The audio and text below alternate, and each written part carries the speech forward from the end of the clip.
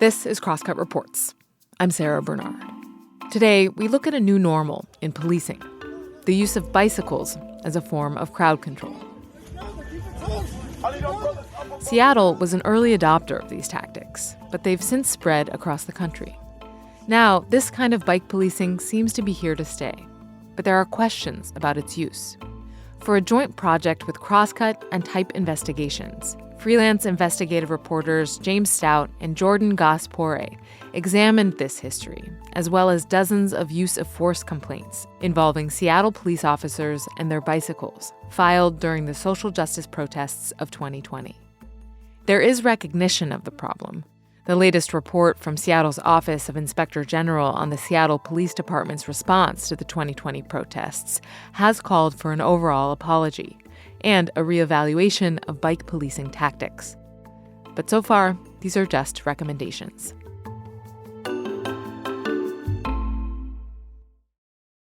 Okay. I'm recording. Same. Cool. All right. Woohoo! All right, we did it. Now that I have you all here, I wondered if you guys could go ahead and each introduce yourselves, your names, your titles, or how you would want to be identified for the purposes of this reporting. I'm James Stout. I'm a reporter at iHeartRadio at the moment. And when we started this, I was a freelance journalist. I have ridden bikes a lot. I used to be a bike racer. Like that was my job. And I've written a lot for the outdoor media. So I'm kind of very interested in bikes. And I write a lot about the police. So also interested in the police, I guess.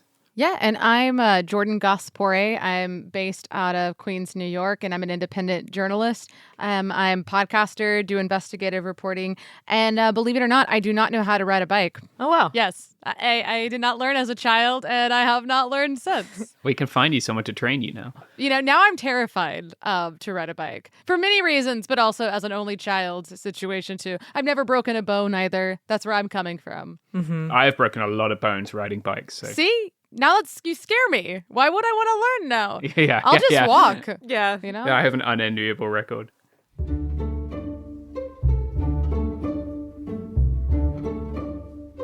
So Jordan and James, so you've both gone very deep on some complex issues surrounding bike policing. Your reporting that you've done has national implications, of course, but you're not based in the Seattle area or in Washington state. So I was curious, why Seattle? What got you interested in Seattle bike police specifically?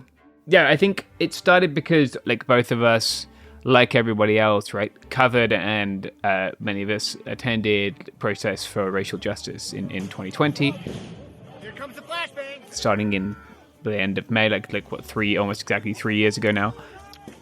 And I think most people across the country will have encountered like a wall of cops with bikes coming towards them, shouting at them.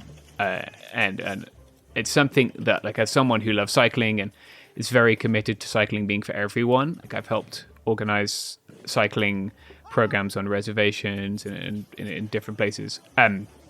It was quite upsetting to see bikes used that way. And so I started looking into bike policing. Jordan and I started working together, kind of investigating the story, and we came across this company called Tiger Mountain Tactical, which is run by a Seattle police officer, a 30-year veteran, I think, of the Seattle Police Department, called Jim Diamond. And they are one of the bigger companies that offer training to police in the use of bicycles. And we haven't been able to speak to him. We have tried, but we haven't succeeded.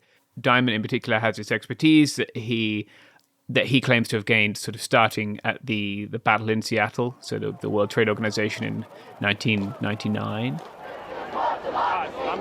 And going on from there, he's trained bike cops all over the country, all over the world. So when looking at bike police, Seattle seems to be where it began, and it seems to be where the kind of concentration of expertise is still. And then there was this other case, which actually happened. We'd already begun reporting the story, I think, when Eric Walter, who's another Seattle bike cop, ran over a protester's head with his bike in, I believe that was September of 2020. The video is hard to watch. Last Wednesday night, a Seattle police officer is caught on camera walking alongside his bike. Look closely, and you'll see that officer drag that bike over a protester's head. People who go on the internet a lot will probably remember the video. It was definitely pretty upsetting. So we made a Public Records Act request for those, for the use of force report, for the internal investigation, etc. And then waited for like months, if not a year, for that to come back. I think it was close to a year for that. Seattle is not unique in doing this, but it certainly has done it a lot. A lot of agencies will cite COVID-19, be like, oh, we can't go and inspect the records because we can't be in a congregate setting. And this sort of citing COVID for delays went on well into 2021, if not into 2022. And that's what sort of, took the 3 years was Seattle and other police departments not being friendly towards public records requests. Yeah, definitely. Because we certainly started pursuing this in 2020. No, and I do want to flag that James and I have not met yet in person, and how we both got together on this investigation was, I believe, James, you put out a call out on one of the email listservs for journalists, and I responded to it. I'm a big fan of the follow the money stories, and that's what really piqued my interest. Outside of necessarily like bikes, it was more like a using this as an example of organizations that kind of get into a lot of this mess and the contracts with the police department. A local bicycle shop is walking away from a $314,000 contract with Austin Police. There were a large number of calls for bike companies to stop selling bikes to police in 2020. This isn't what folks think about bikes being for. And lots of people in the cycling communities had called for this to stop. Shop employees didn't like that the bikes were being used as a crowd management tool. One of those brands was Trek, and they responded in a very, what I would categorize as strange way, and sort of made some claims about their sales to police, and which then led to Jordan and I filing public records requests, literally looking at pictures of protests all over Twitter and Facebook and all that other stuff, seeing, okay, here are some cops with Trek bikes. Well, they're in Miami or wherever. Let's file a Public Records Act request and see the contract for those bikes. So we did that in a number of cases all around the US. And that kind of pointed to a bigger thing than just like one cop in one city, right? That gave it a kind of national scale. There's a lot of money at stake.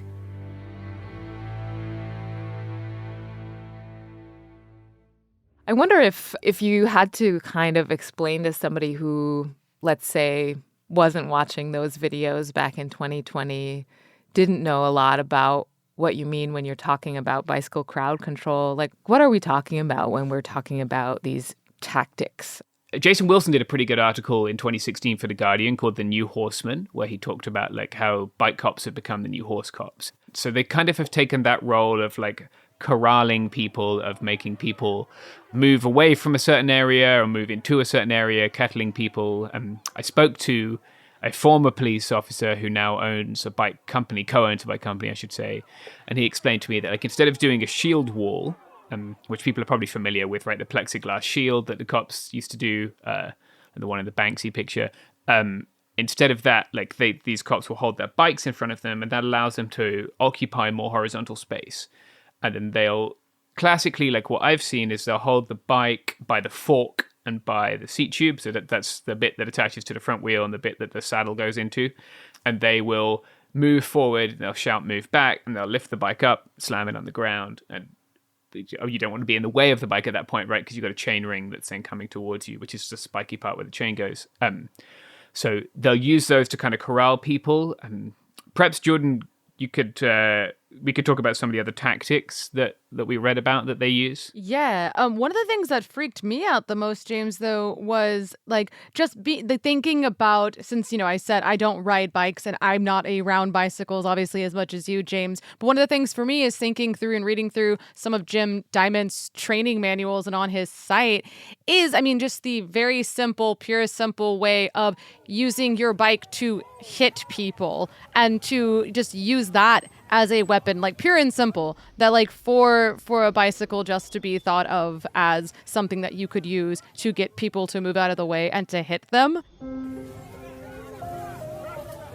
Yeah, another thing they like to do is they'll sort of do a bike wall and then have a number of cops behind the bike wall, open up the bike wall, those cops sort of advance forward, get hold of someone they're looking to arrest, drag them back, close the bike haul, and then that sort of allows them to stop people from de-arresting that person, right? Like Jordan said, by using the bikes as a blunt or sometimes a sharp implement to strike people with. And we saw a lot of that in 2020. We saw a lot of bikes being pushed into people being like bloodied and bruised and breaking bones and such with police use of bikes. Because they also use them as a way to like seemingly like add impact to. That there are a couple of videos of cops like riding on at full speed and like jumping off and grabbing someone if they're like pursuing someone, I guess. So those are the tactics that we saw. I should note that like when the police talk about police bikes, this is not what they talk about, right? They talk about accessible policing, about moving through communities, about how they can be more contactable, about the health of officers, right? Because sitting on your backside in a car all day isn't very good for you. They talked about, too, the face, that in a police car, often you can't see the face of a police officer, and that in a community, that when you're on a bicycle, the police seem to talk about this idea of, well, you know, the community members can see who I am, and I can talk to them more easily and be able to have that face to me being a police officer. And I thought that was interesting and kind of tricky. For instance, I'll just pop in real quick as narrator for a second and read an email that the Seattle Police Department's Public Affairs Office sent to Jordan and James. They wrote that the city's bike police are, quote, very effective at street-level proactive work and also allow for a greater public relations role. The bike officer is both the highly motivated crime fighter and yet also the department's best community police officer. It is a very unique and special relationship the bike officer has with the people on the street. So in some ways, I mean, what I'm hearing and what I feel like I'm understanding from some of your reporting is that perhaps the contrast between what bicycles could be used for or have been presented as being used for in police departments compared to what they are also being used for in crowd control situations is pretty stark. Yeah, like I think even the thing about seeing their faces that Jordan mentioned, like you can't see their faces when they're wearing a lot of them wear this one model of Bell helmet, which covers the whole of your face. They'll wear Fox body armor, right? That they look like RoboCop. Like these aren't people who appear very approachable at all, especially when they're swinging a bike at you. So, and we saw that a lot. If people want to look at like the 2016 RNC Republican National Convention, so a lot of bike police there. At least Tiger Mountain Tactical, so Jim Diamond's company, has made claims to have trained them. Again, we haven't been able to speak to them despite our best efforts. But they claim to have trained and even been on the ground there consulting. So like that's kind of the modern face of bike policing is this kind of peddling RoboCop character.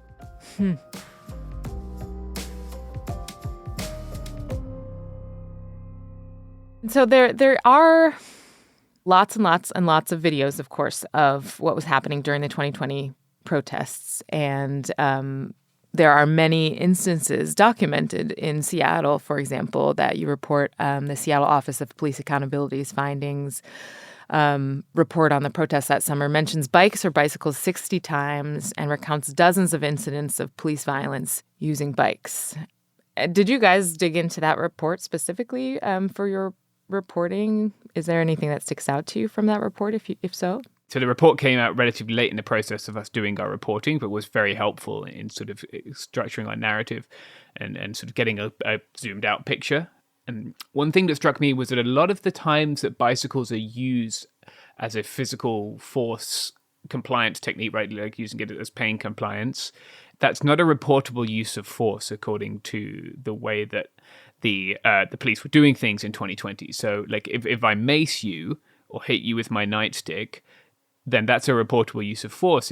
But I could use a similar force, it seems, with a bicycle and not have to report that, which A, leaves us with an unclear picture of how much bikes were used as a means of pain compliance in 2020 and previously, and B, I just thought was very odd. Yeah, no, I agree. That struck me too. And also just real quick so I understand, What does that even mean, a reportable use of force? I think if a member of the public complains, that will be documented and recorded. And I think that's a lot of what we see along with the footage. But to my understanding, cops do a lot of paperwork, and part of the paperwork they do is if you discharge your weapon, if you unholster your weapon, if you mace someone, if you get your truncheon out, you have to write a little précis of why you did that. But if you clock someone with your bike, you don't, apparently. And James, one thing that really did freak me out, because I don't come from the bike world, is just how expensive these bikes are. Where's that money coming from? Why are we using this money in this way? Yeah, this is not a cheap proposition, right? Like if you're looking at a $2,500 bike, and that's before you get your helmet, your shoes, your body armor, whatever other accoutrements you want. That's a serious expense that taxpayers are paying for, right? If you want to look at numbers, I just pulled up a contract here from in 2013 through 2018, bicycles and parts for the city of Chicago with Trek, and it's $990,575. So it's not chump change. I don't know how many bicycles and parts. It doesn't seem to be here, but it's a lot of money. Yeah, and speaking of investment, I was curious. I'm not sure if you got to the bottom of this in your reporting, but do we have a sense of the level of investment in bicycles in police departments across the country, in Seattle and across the country? It sounds like Seattle is kind of pretty committed to it. Do we have a sense of, is this something that a lot of police departments do? Is this something that police departments are increasing their investment in? Do we know? Is that something that you were able to figure out? Or Yeah, so the bigger cities that we had initially looked into, I mean, talking about from Texas, Austin, New York City, LA, like the major cities, they do have bike cops, and from what I found, it doesn't seem like they have necessarily increased those. But what I did found in terms of increases is smaller towns around the country seem to, after 2020, have started their own bike units. That there were a bunch of different articles and a bunch of different things that after 2020, I was finding all these like little, especially on the East Coast, these little towns being like, oh, in 2021, like our town just started its first bike cop unit. Savannah police now have a new tool at their disposal to help fight crime. Yeah, as our Dave Williams reports, the new bike unit will allow them to go places they've never gone before. Well, one thing I do want to flag, too, is that during the course of our investigation, there were a couple of police departments I reached out to, had either email or phone conversations or both, about trying to gauge how many members were a part of their bike cop units and over a period of time. And I was told more than once about they do not disclose that information, including Seattle had said in an email how they do not disclose the number of officers on their bike unit. So there's that. I don't know why that there is not a disclosure.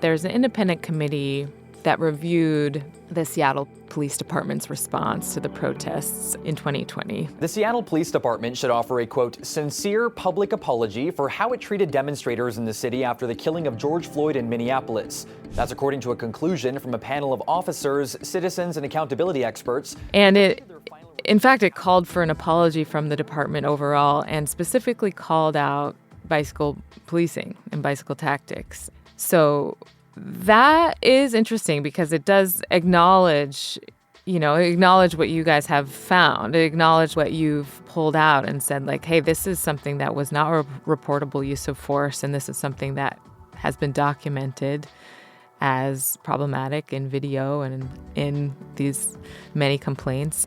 So there's this acknowledgement that this should be reevaluated. What do you think might happen next? Like, what do you think that this, recommendation really means? I think they suggested in the report, that the use of force guidelines were changed and that there was a kind of a clearer concept of what the bikes were doing, how that'd be reported, and how that sort of would be accounted for in terms of police accountability. But I haven't seen much in terms of distinct changes in policy with regard to bikes. I think what could be possible is to be able to include in the use of force reports related instances of violence with bikes. I think that could be considered a low-hanging fruit that departments can incorporate, but we'll see.